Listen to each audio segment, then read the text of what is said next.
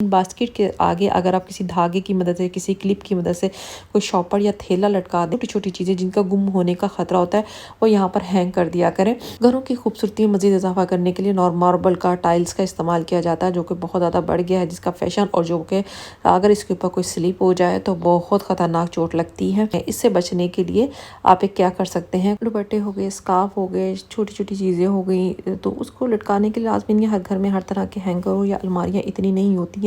आज मैं आपको एक तरह से अलमारी बनाना सिखा रही हूँ। अस्सलाम वालेकुम। नॉर्मली गंदे कपड़े हैं जो धोने का के काबिल हैं, तो उसको जो है एक जगह पर जगह फिक्स बना दिया करें ताकि बच्चे उसमें डाल दिया करें।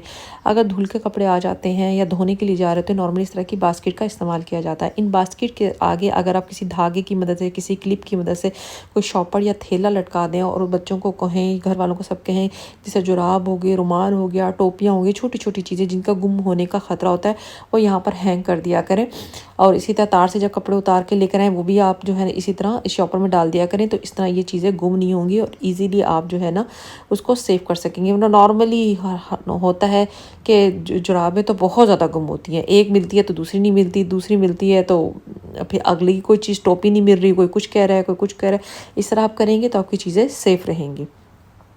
घरों की खूबसूरती में मज़ीद इजाफा करने के लिए मार्बल का, टाइल्स का इस्तेमाल किया जाता है, जो कि बहुत ज़्यादा बढ़ गया है जिसका फैशन, और जो कि अगर इसके ऊपर कोई स्लिप हो जाए तो बहुत ख़तरनाक चोट लगती है।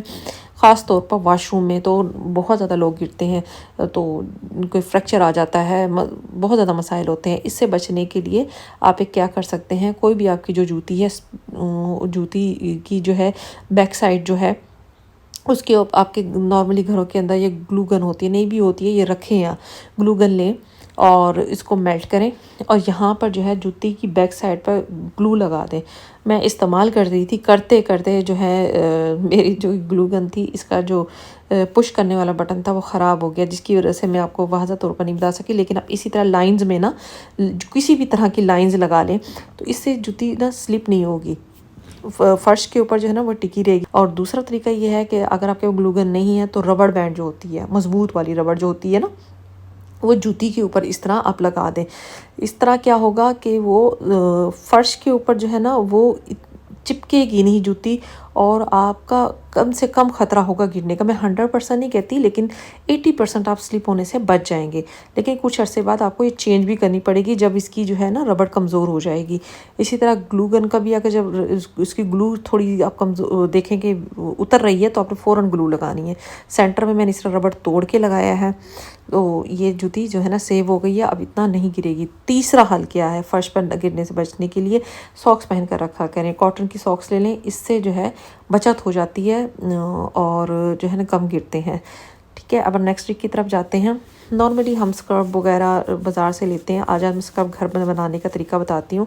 थोड़ी सी टूथपेस्ट लेनी है, उसमें थोड़ी सी चीनी लगानी है, बहुत चीनी लेनी है, बहुत ज़्यादा मोटी चीनी ना हो। अगर बहुत मोटी चीनी है तो थोड़ा सा कूट लेना है, पीसना नहीं है, और उसको अपने फेस पर या हाथों पर या पाँव पर लगाएं। अगर आपके गंदे हो रहे हैं आप इसको लगाएं, 3 मिनट का आप उसको वो करें, आपका जो है चेहरा खिला खिला हो जाएगा। दुपट्टे हो गए, स्कार्फ हो गए, छोटी छोटी चीज़ें हो गई, तो उसको लटकाने के लिए लाजमी नहीं हर घर में हर तरह के हैंगर हो या अलमारियाँ इतनी नहीं होती हैं। आज मैं आपको एक चूड़ी और एक हैंगर की मदद से एक तरह से अलमारी बनाना सिखा रही हूँ, या एक स्टैंड बनाना सिखा रही हूँ, जो कि बहुत ज़्यादा काम आएगा। आपके पास कोई भी चूड़ियाँ हैं, मजबूत चूड़ी हो, मेटल वाली ले लें, ज़्यादा बेहतर है, क्योंकि ये कांच वाली टूट ना जाए। उस चूड़ी के अंदर जो है ना वो दुपट्टा जो है वो या स्कार्फ जो है वो उसको उसके अंदर पहना दें। देखें इस तरह करके आपने इसको पहनाना है। ये देखें, ये सूरत में शायद आप लोगों को याद भी आ रहा होगा, आजकल जो है ऑनलाइन काफ़ी ज़्यादा इस तरह हैंगिंग आप हमें मिल रही है। अब ये इस सूरत में भी आप किसी कील पर टांग सकते हैं, अगर हैंगर में नहीं इस्तेमाल करना चाह रहे। इस सूरत में जो हैंगर इस्तेमाल होगा वो स्टील वाला होगा। इसको आपने ऊपर से खोलना है, खोलने के बाद चूड़ी में पहनाए हुए सारे स्कार्फ जो है वो इसके अंदर डाल देने और उसको दोबारा से बंद कर देना। बंद करना कोई मुश्किल काम नहीं है, आराम से ये खुल भी जाता है और आराम से बंद भी हो जाता है। नहीं तो आप प्लास की मदद ले लें, हाथ से नहीं काम करना।